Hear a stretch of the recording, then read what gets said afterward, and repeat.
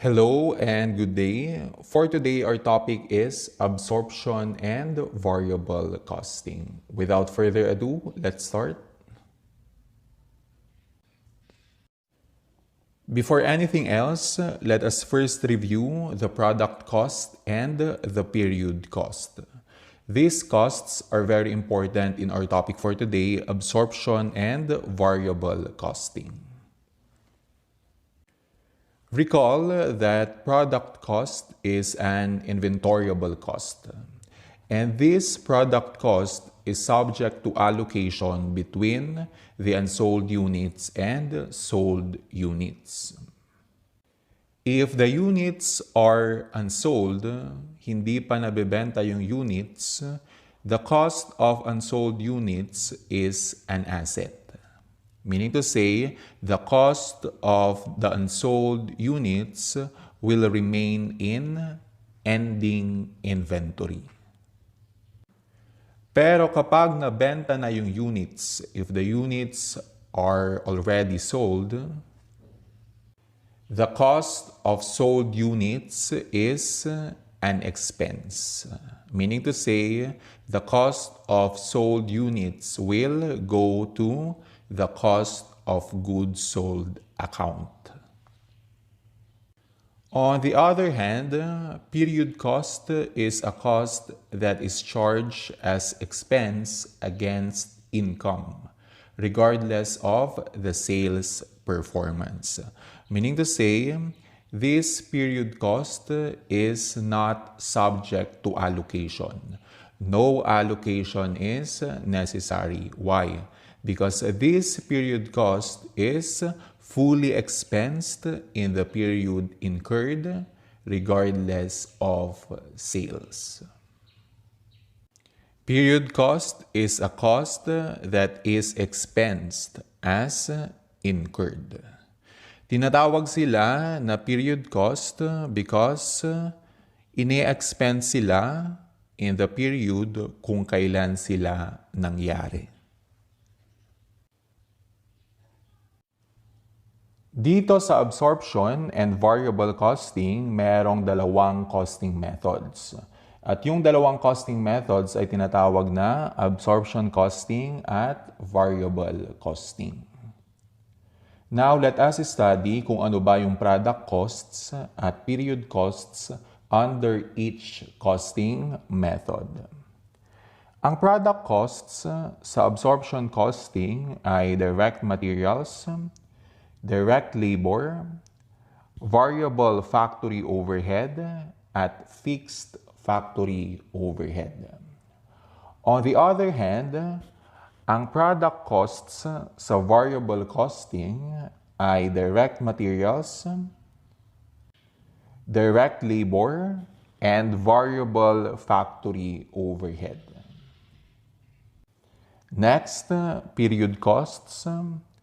Ang period costs sa absorption costing ay variable, selling, and administrative expenses. At fixed, selling, and administrative expenses. On the other hand, ang period costs sa variable costing ay fixed factory overhead, variable selling and administrative expenses, at fixed selling and administrative expenses.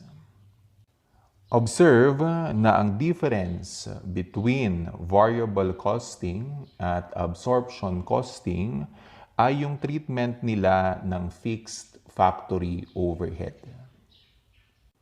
Sa absorption costing, ang fixed factory overhead ay product cost. Pero sa variable costing, ang fixed factory overhead ay period cost. At this point, since alam na ninyo yung treatment ng fixed factory overhead under absorption and variable costing, we can now define absorption costing and variable costing. Absorption costing is a costing method that includes all manufacturing costs, direct materials, direct labor, variable and fixed factory overhead in the cost of a unit of a product. It treats fixed factory overhead as a product cost. Again, under the absorption costing, ang fixed factory overhead ay product cost. Under the absorption costing, the fixed factory overhead is a product cost because supporters of absorption costing believe that all manufacturing costs, whether variable or fixed, are necessary for production. That means, ang fixed factory overhead ay kailangan para sa production. Fixed factory overhead is necessary to produce units. And therefore, if it is necessary to produce units, the fixed factory overhead should not be ignored in determining product costs. That's why ang treatment sa fixed factory overhead under absorption costing is a product cost. On the other hand, variable costing is a costing method that includes only manufacturing costs, direct materials, direct labor, and variable manufacturing overhead in the cost of a unit of a product. It treats fixed factory overhead as a period cost. Again, under the variable costing, ang fixed factory overhead ay period cost. Under the variable costing, fixed factory overhead is a period cost because supporters of variable costing argue that fixed factory overhead costs are incurred whether or not production occurs. In other words, mai-incur pa rin yung fixed factory overhead kahit na may production or walang production. And since fixed factory overhead is incurred with or without production, fixed factory overhead costs should be fully expensed in the same period incurred. That's the reason why sa variable costing, ang fixed factory overhead ay period cost. By the way, ang absorption costing, tinatawag din ito as full costing or GAAP costing. GAAP means Generally Accepted Accounting Principle. Ang absorption costing ay tinatawag din na full costing kasi nga all manufacturing costs are considered as product costs. Tinatawag din ang absorption costing as GAAP costing because the absorption costing is the one that is generally accepted. Meaning to say, ito yung ginagamit natin sa financial or external reporting. Ang variable costing naman, tinatawag din ito as direct costing or marginal costing. Take note, ang variable costing is not a generally accepted accounting principle. This is not generally accepted. And since this is not generally accepted, hindi ito pwedeng gamitin sa external reporting. But, although hindi siya pwedeng gamitin sa external reporting, this variable costing is useful for the management. Punta naman tayo sa computation of net income. There's a difference in the computation of net income under the absorption costing and variable costing. Under the absorption costing, since this is the GAAP, this is generally accepted.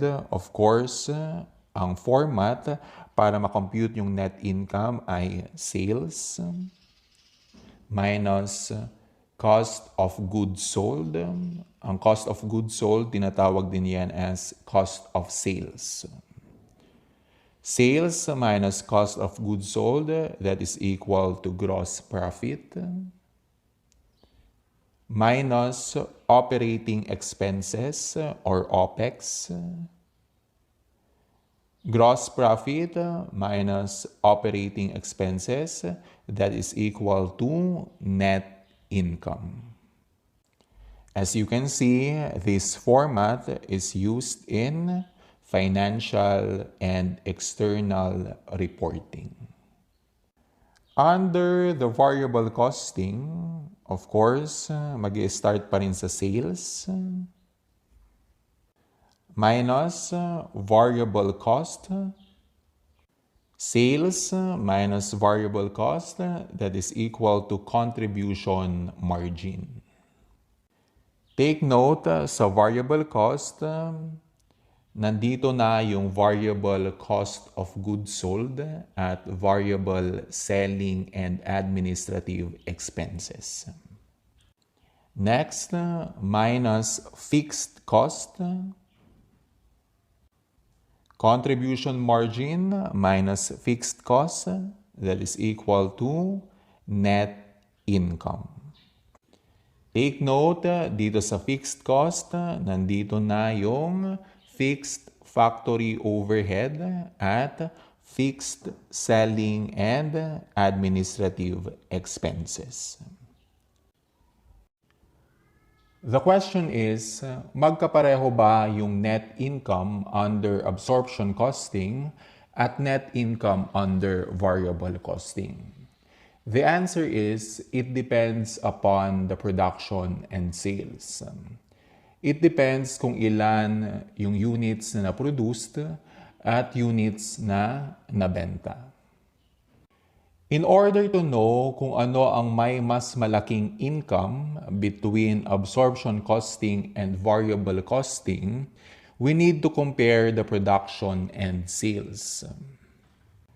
Actually, yung difference ng production and sales, tumutugma din yan dun sa difference ng ending inventory at beginning inventory. Let's say mas mataas yung production kaysa sa sales, mas mataas din yung ending inventory kaysa sa beginning inventory. Kung mas mataas yung sales kaysa sa production, mas mataas din yung beginning inventory kaysa sa ending inventory. So this means that either of these two, pwede nyong gamitin to know kung alin ba sa absorption costing at variable costing ang may mas malaking net income. In order for you to master absorption costing and variable costing, you need to study the following patterns. Kung yung production ay equal sa sales, that means there is no change in inventory. Therefore, ending inventory is also equal to beginning inventory. Dahil equal yung production at sales and at the same time equal yung ending inventory at beginning inventory, ang net income under absorption costing at net income under variable costing ay equal din. Next, when production is greater than sales, that means there is an increase in inventory. Therefore, yung ending inventory ay mas mataas kaysa sa beginning inventory. Kung ang production ay mas mataas sa sales and at the same time, kung ang ending inventory ay mas mataas sa sales, ang net income under absorption costing ay mas mataas kaysa sa net income under variable costing. The net income under absorption costing is greater than the net income under variable costing. When production is less than sales, that means there is a decrease in inventory. Therefore, yung ending inventory ay mas mababa kaysa sa beginning inventory. Kung ang production ay mas mababa kaysa sa sales and at the same time, yung ending inventory ay mas mababa kaysa sa beginning inventory, yung net income under absorption costing ay mas mababa kaysa sa net income under the variable costing. The income or the net income under absorption costing is less than the income or net income under the variable costing. Take note, yung tinutukoy na income dito ay net income or profit. Sir, nangyayari ba na mas mataas ang sales kaysa sa production? Yes, this happens kung merong beginning inventory. Since yung beginning inventory nabebenta din, yan. As you can see, absorption costing follows production, while variable costing follows sales. Aside from that, absorption costing follows ending inventory and variable costing follows beginning inventory. Next, reconciliation of income under absorption costing and variable costing. In order for you to know the difference between the net income under absorption costing and the net income under variable costing, use the following formula. Change in income is equal to change in inventory times unit fixed factory overhead. The reason why kailangang i-multiply yung unit fixed factory overhead is that basically, may difference ang net income under absorption costing at net income under variable costing kasi nga magkaiba sila ng treatment sa fixed factory overhead. The income between variable costing and absorption costing may differ because of the amount of fixed factory overhead recognized as expense during the period, caused by the difference between production and sales. That's why kailangang i-multiply yung unit fixed factory overhead. Take note, yung change in inventory, pwede yang makuha by deducting beginning inventory from ending inventory.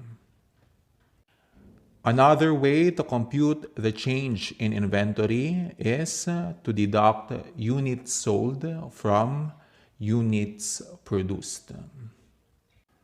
In other words, production minus sales. Let us now apply the concepts by answering problems. Problem number 1. G Company makes state-of-the-art toy car. Each toy car sells for 1,000 pesos each. Data for 2020's operations are as follows. Units, beginning inventory, 5 units. Production, 60 units. Ending inventory, 15 units. Variable costs, direct materials, 18,000 pesos. Direct labor, 12,000 pesos. Factory overhead, 6,000 pesos. Selling and administrative, 2,000 pesos. Fixed costs, factory overhead, 15,000 pesos. Selling and administrative, 1,000 pesos. Requirements. Requirement number 1, determine the inventory cost per unit under absorption costing and variable costing. Requirement number 2, determine the total cost of ending inventory under absorption costing and variable costing. Requirement number 3, prepare income statements under absorption costing and variable costing. Requirement number 4, how much is the difference in income between the two costing methods? And requirement number 5, what causes the difference in income between the two costing methods? Before we answer requirement number 1, i-compute muna natin yung units na nabenta. Here, meron tayong beginning inventory na 5 units. I-add natin yung 60 units na production. That means yung units na na-produce. After that, ima-minus natin yung ending inventory na 15 units. 5 plus 60 minus 15, that is equal to 50 units. That means ang units na nabenta ay 50. Observe that the difference between production and sales matches the difference between the beginning inventory and ending inventory. 60 minus 50, that is equal to 10. 15 minus 5, that is equal to 10. Observe also na mas mataas yung production kaysa sa sales. So it follows na mas mataas yung ending inventory kaysa sa beginning inventory. Dito pa lang masasabi mo na the net income under absorption costing is greater than the net income under variable costing. Let us now answer requirement number 1. Determine the inventory cost per unit under absorption costing and variable costing. The direct materials in total amount to 18,000 pesos. Ang direct labor, 12,000 pesos. Variable factory overhead, 6,000 pesos. And fixed factory overhead, 15,000 pesos. All in all, that is equal to 51,000 pesos. Para ma-compute yung direct materials per unit, kailangan nating i-divide yung production or units produced na 60 units sa 18,000 pesos. So 18,000 pesos divided by 60 units, that is equal to 300 pesos per unit. Same process for direct labor, 12,000 divided by 60 units. That is equal to 200. Next, variable factory overhead, 6,000 pesos divided by 60 units. That is equal to 100. And fixed factory overhead, 15,000 pesos divided by 60 units. That is equal to 250. 300 plus 200 plus 100 plus 250, that is equal to 850 pesos per unit. That means the inventory cost per unit under the absorption costing is 850 pesos. Take note, under the absorption costing, ang fixed factory overhead ay product costs. Therefore, kasali siya sa computation. Pero sa variable costing, since ang fixed factory overhead ay period costs, hindi siya kasali sa computation ng inventory cost per unit. So that means 300 plus 200 plus 100, that is equal to 600. So ang inventory cost per unit natin under variable costing ay 600 pesos. Para mas madali nyong makompute yung 850, i-divide nyo lang yung 60 units sa 51,000 pesos. 51,000 pesos divided by 60 units, that is equal to 850 pesos. Para mas madali nyong makompute yung 600 pesos, huwag nyong isali yung 15,000 pesos. That means 18,000 pesos plus 12,000 pesos plus 6,000 pesos, that is equal to 36,000 pesos. 36,000 pesos divided by 60 units, that is equal to 600 pesos. Next, requirement number 2, determine the total cost of ending inventory under absorption costing and variable costing. Unahin natin yung total cost of ending inventory under absorption costing. Ilan yung ending inventory? 15 units. Imumultiply natin yung 15 units sa inventory cost per unit under absorption costing na 850 pesos. 15 units times 850 pesos, that is equal to 12,750 pesos. And that is the total cost of ending inventory under absorption costing. Next, total cost of ending inventory under variable costing. Ilan yung ending inventory? 15 units. Imumultiply natin yan sa inventory cost per unit under variable costing na 600 pesos. 15 units times 600 pesos, that is equal to 9,000 pesos. And that is the total cost of ending inventory under the variable costing. Next, requirement number 3, prepare income statements under absorption costing and variable costing.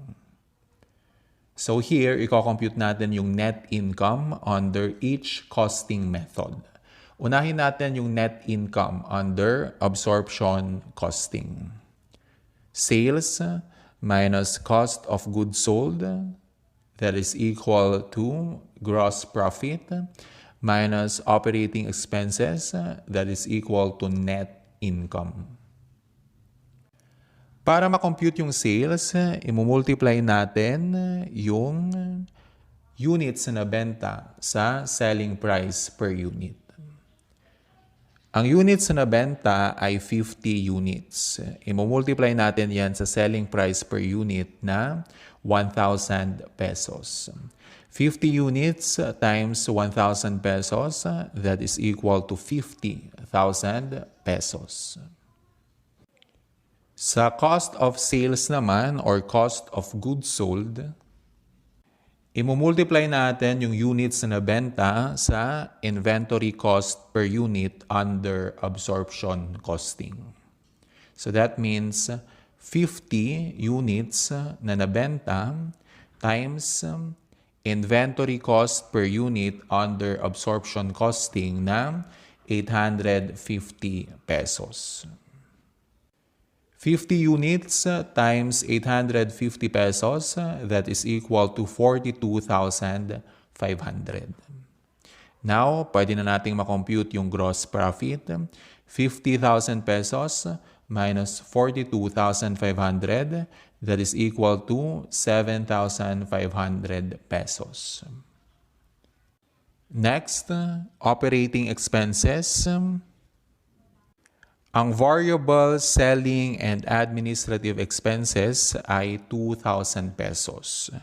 At ang fixed selling and administrative expenses ay 1,000 pesos. 2,000 pesos plus 1,000 pesos, that is equal to 3,000 pesos. So, ang net income under absorption costing ay 4,500 pesos. That is computed by deducting 3,000 pesos from 7,500 pesos. Next, i-compute naman natin yung net income under variable costing. Sales minus variable cost, that is equal to contribution margin. Contribution margin minus fixed cost, that is equal to net income. Yung sales, na-compute na natin yan kanina, 50 units times 1,000 pesos. That is equal to 50,000 pesos. Dito sa variable cost, ang included dito ay variable cost of goods sold at variable selling and administrative expenses. Para ma-compute yung variable cost of goods sold, kailangan nating i-multiply yung 50 units na nabenta sa 600 pesos na inventory cost per unit under the absorption costing. So 50 units times 600 pesos, that is equal to 30,000 pesos. Yung 30,000 pesos, yan yung variable cost of goods sold. The variable selling and admin is 2,000 pesos. That is given in the problem. So ang total variable cost ay 32,000 pesos. 30,000 pesos plus 2,000 pesos, that is equal to 32,000 pesos. At this point, pwede na nating makompute yung contribution margin. 50,000 pesos minus 32,000 pesos, that is equal to 18,000 pesos.